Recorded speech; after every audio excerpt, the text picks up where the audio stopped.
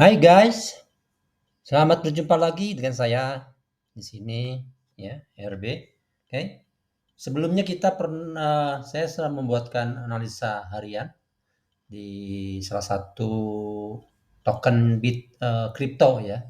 Nah, sekarang saya coba untuk membuat analisa harian di forex. Dalam hal ini lebih tepatnya di pound sterling ya, atau pound sterling. Di time frame-nya terlihat perilakunya yang ini adalah di 4 jam ya, di 4 jam. Oke. Nah, kondisi seperti sekarang di mana sudah terbangun beberapa minggu apakah mungkin bulan ini kita sedang bearish. Dan di dalam bearishnya ini sudah terlihat ciri-ciri yang di sini ada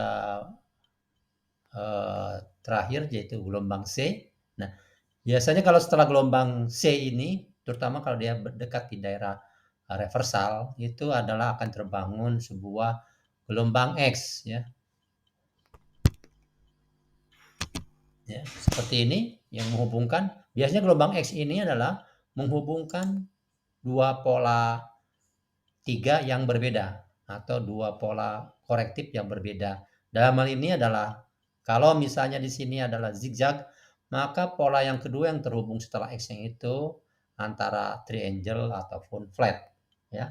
Umumnya triangle ya, umumnya triangle ya. Dan sekarang bentuk triangle-nya itu adalah bentuk yang sudah hampir dikatakan, nah ini di sini nih, ini barangkali agak berbeda dengan yang ada di Elliott Wave Theory. Bentuk triangle sekarang ini tidak ada di Elliott Wave Theory ini.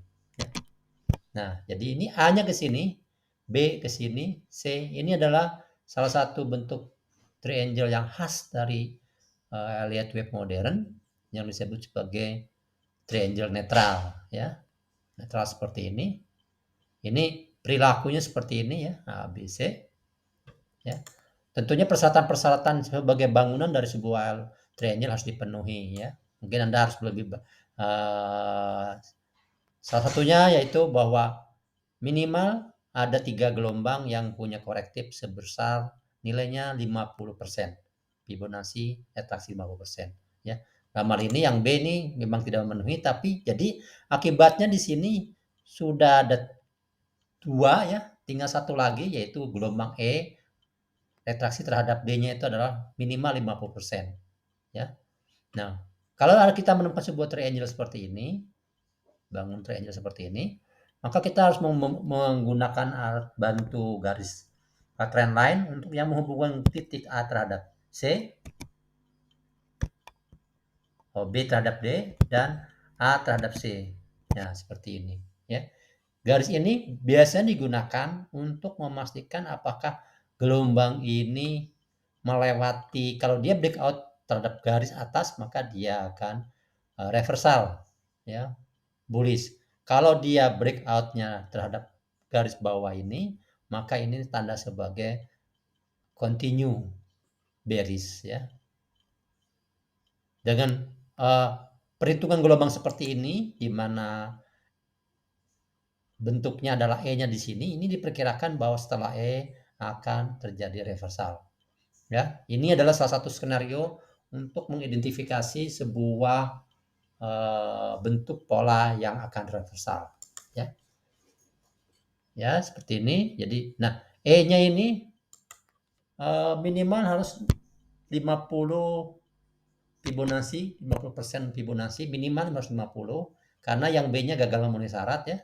Dia kurang dari 50, maka yang lain-lainnya sudah yang C lebih dari 50, D juga lebih 50, maka E-nya minimal 50. Dari 50 61 ya. Nah, ini sini.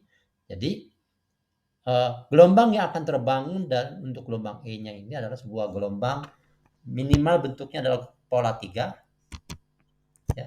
Dengan nilainya harus melewati 50%. Harus melewati 50%. Kalau dia tidak melewati 50%, balik lagi di sini, berarti masih belum terbangun gelombang E.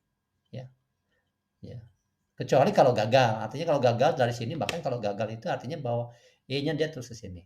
Satu kalau gagal adalah bahwa E-nya lanjutin terus ke bawah, ya.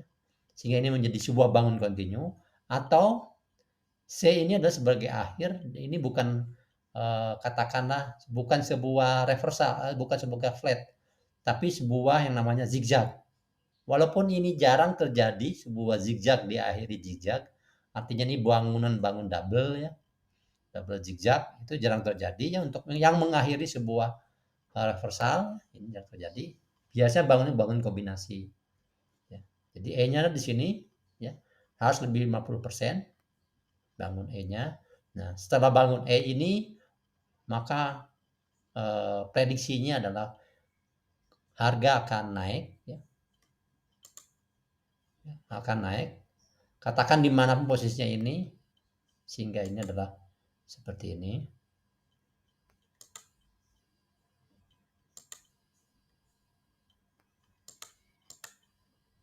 Ya, seperti itu ya. Saya gambarkan. Ini menandakan bahwa di sini adalah akhir reversal ya. Ini skenario pertama ya, artinya ada beberapa skenario sebenarnya untuk reversal itu. Ini salah satu yang biasa terjadi, yang umum terjadi saat reversal. Seperti ini. Nah, kalau misalnya kita sudah memprediksi bagaimana cara masuknya strategi tradingnya, strategi tradingnya hanya bisa kita lakukan yaitu kalau E-nya benar-benar sudah selesai. Ya, E-nya benar-benar sudah selesai. Nah, untuk selesai tidak selesai, di mana pada saat kita mendekati 50% atau 60%, lebih dari 50%, maka kita main di time frame katakanlah di 1 jamnya, ya, seperti ini, ya. Di time frame 1 jamnya, ini akan terlihat lebih detail bahwa apakah benar-benar bangunan E-nya sudah mau berakhir atau terbentuk berakhir di sini. Di time frame lebih kecilnya bakal kelihatan. Bangunannya adalah bangunan pola 3. Jadi dia zigzag ya, turun cepat, kemudian bangun B, baru turun lagi cepat lagi. Seperti itu.